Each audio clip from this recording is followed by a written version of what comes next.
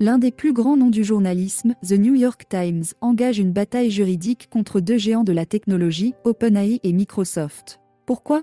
La raison est audacieuse et soulève des questions cruciales sur le droit d'auteur, l'intégrité journalistique et le futur de l'IA.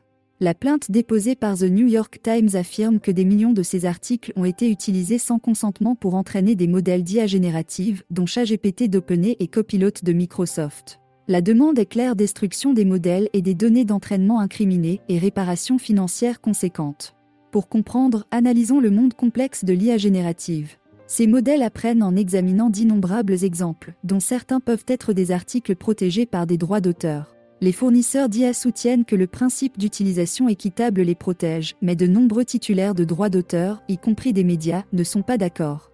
The New York Times n'est pas le premier à porter plainte. Des personnalités comme Sarah Silverman et des écrivains célèbres ont également accusé OpenAI et Microsoft d'utilisation non autorisée de leur contenu. Ces litiges mettent en lumière une tension croissante entre les créateurs de contenu et les développeurs d'IA, avec des conséquences potentielles pour l'industrie des médias. Au-delà des litiges juridiques, les médias craignent que l'utilisation non autorisée de leur contenu par des modèles d'IA ne compromette leur modèle économique. En effet, en générant des informations normalement réservées aux abonnés payants, les modèles d'IA d'OpenAI et de Microsoft pourraient contourner les mécanismes d'abonnement traditionnels, impactant ainsi les revenus des médias. Les erreurs générées par ces modèles peuvent également nuire à la réputation des médias, comme le souligne The New York Times dans sa plainte. Dans un communiqué, OpenAI a exprimé sa volonté de travailler avec les créateurs de contenu pour garantir qu'ils bénéficient de la technologie de l'IA. Cependant, la tension persiste, avec The New York Times affirmant que des discussions antérieures n'ont pas abouti à un accord. Certains éditeurs, plutôt que de recourir aux tribunaux, ont choisi de conclure des accords de licence avec les fournisseurs d'IA.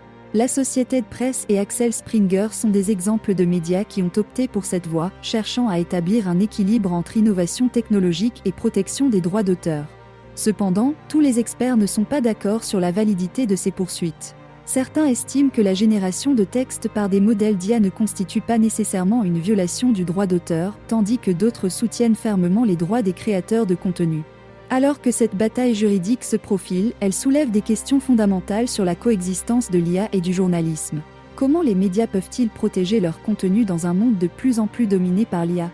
L'issue de cette affaire pourrait définir le paysage futur de la création de contenu et de l'innovation technologique. Avant de nous quitter, n'hésitez pas à vous inscrire à notre newsletter Elite IA pour recevoir régulièrement nos lettres IA. Le lien est en description. Merci et à bientôt.